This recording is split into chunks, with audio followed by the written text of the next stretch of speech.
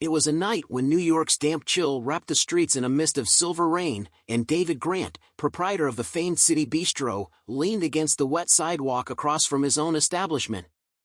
The buzzing neon sign above the glass door pulsed its feeble light onto the slick pavement, while David pulled his cap snugly lower and tugged his jacket's hood over his eyes.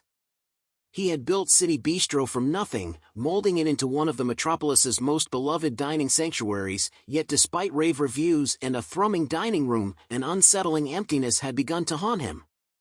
Was it the faraway gaze in his staff's eyes, or that persistent whisper that the very soul, the vibrant heartbeat, of his bistro was quietly fading away? Tonight, he craved answers, but not as the owner. He needed them as just another face in the crowd. Stepping over the rain-slicked street, David crossed into the bistro's inviting glow. The air was rich with the aroma of melting garlic butter and freshly baked bread, and a gentle murmur of conversation filled the space where couples dined by candlelight and families shared hearty laughter over steaming plates of pasta and generous pours of wine. Keeping his eyes low, David meandered toward an unoccupied booth tucked in a shadowed corner. A waitress, notebook in hand and a smile that barely warmed her eyes, approached with a tentative greeting. "Can I start you off with a drink?" To which he replied coolly, "Just a walk, thanks." As she drifted away, David picked up the menu with a practiced familiarity, yet his focus wandered from the printed dishes to the living drama unfolding around him, his gaze flitting from one table to the next in search of clues. Then, like a secret whispered in a hush, two boys, no older than 13 or 14, engaged in a tense, almost conspiratorial dialogue from the table immediately behind him. One voice, quivering slightly, asked, "You think he'll actually be here tonight?" while the other replied with firm certainty, "He comes here all the time." Their hushed words carried a weight of urgency and unspoken history. David's breath caught as he strained to catch every fragment, furtive worries of being recognized, the dread of being cast out, and the bitter accusation that if not for him, an old life might have been preserved. As his water glass trembled in his grasp, he wondered, could they be referring to him? Before he could fully piece together the puzzle, a waitress reappeared with his order, a burger special uttered almost as an afterthought, and David's furtive glance drifted toward the boys. Seated close together in a booth, one wore a navy hoodie while the other's Yankees cap obscured his face. They seemed to drift among the polished couples and chattering groups, their anxious energy and steadfast resolve merging into something raw and unresolved. In that charged moment, memories of past decisions began to churn in David's mind, painful choices of laying off trusted staff, rejecting supplier deals, and severing ties with employees who had once formed the backbone of his dream. Their whispered snippets, "Don't let him leave without talking. What if he doesn't remember her?" stung like distant echoes of a past he had long tried to bury. As the boys' voices dwindled into a pained silence, David discreetly signaled for his bill to be settled in cash and waited. When the pair finally rose and slipped quietly toward the exit, he followed, stepping into a softened drizzle that replaced the earlier downpour. Under the modest shelter of an awning, their heads bent together in urgent conversation, he cleared his throat and addressed them gently, "Hey boys, are you all right? It's pretty late out here." The one in the hoodie flinched and retreated a step, while the boy with the Yankees cap held his ground, his tone sharp and defensive as he replied, "We're fine." Then, with a measured intensity, the cap-clad boy fixed his eyes on David and declared, "You're him, aren't you? You're David Grant." The words landed like a sledgehammer. Softly, David confirmed, "Yes, that's me." The second boy's jaw tightened as he asked, "Do you remember Isabella Torres?" At that, David's heart stuttered. Isabella Torres, the once revered chef who had dazzled his kitchen with her passion and creativity before vanishing 6 years ago without explanation. The cap-wearing boy continued, voice firm, "She's our mom. And she told us everything."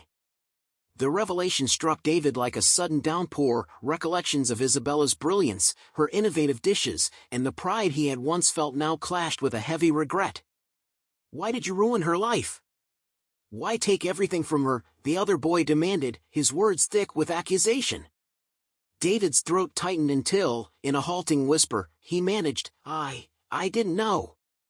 Then, almost as an ultimatum, the boy in the cap pressed out a crumpled slip of paper, its hastily scrawled address daring him, "If you really care, come here tomorrow night, Mom will be waiting." With that, the boys melted away into the night, swallowed by the mist and the neon glow of the city. Under the shelter of that awning, David stood frozen, the paper clutched in his hand heavy with the burden of past mistakes. The weight of what had been lost pressed upon him as he faced a reckoning he could no longer delay. The next evening found him before a dilapidated apartment building in Brooklyn, the paper's address a stark contrast to the polished gleam of City Bistro. The building's worn facade, peeling paint, cracked window frames, and concrete steps laced with spiderwebs spoke of a world far removed from his own. With hesitant determination, he knocked on the weathered door. After a moment of echoing silence, it creaked open to reveal a young man in a Yankees cap, eyes guarded with a mix of suspicion and surprise. "You came," the young man, Liam, said, stepping aside to allow David into the modest interior. Inside, the apartment's living room was small yet meticulously kept, a second-hand couch nestled against a wall and a coffee table littered with schoolbooks and scattered papers.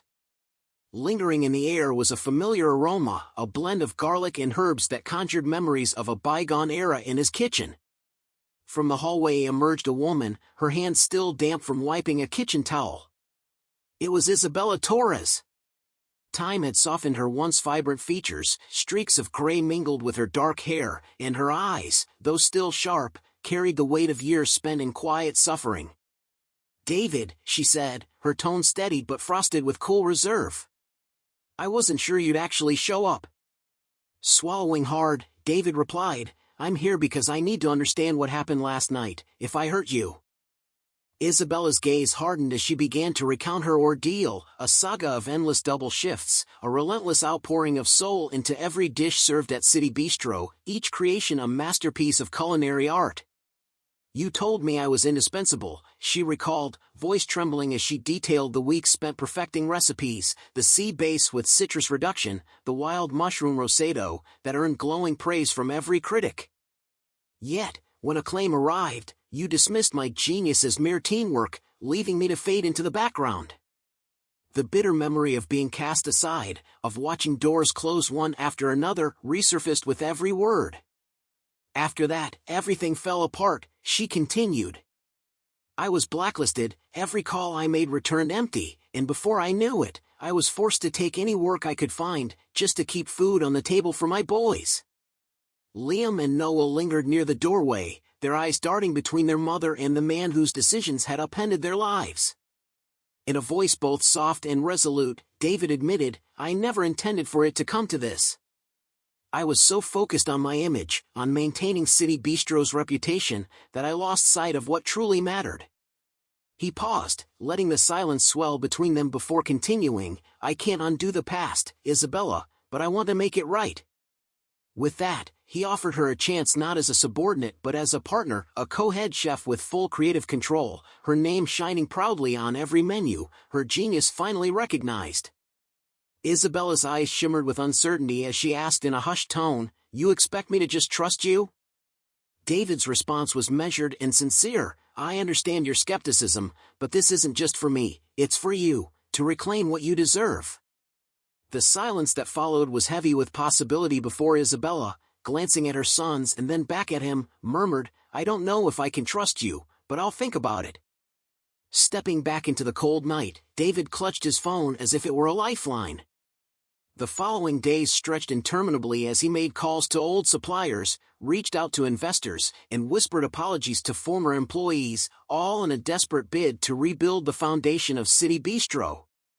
Meanwhile, subtle changes began to weave their way into the fabric of the bistro. A few dishes now bore small, handwritten notes crediting Chef Isabella Torres, a quiet homage to her lost legacy. Then, on a nearly closing Thursday night, as the frosted glass of the entrance blurred the world outside, David caught sight of a familiar silhouette.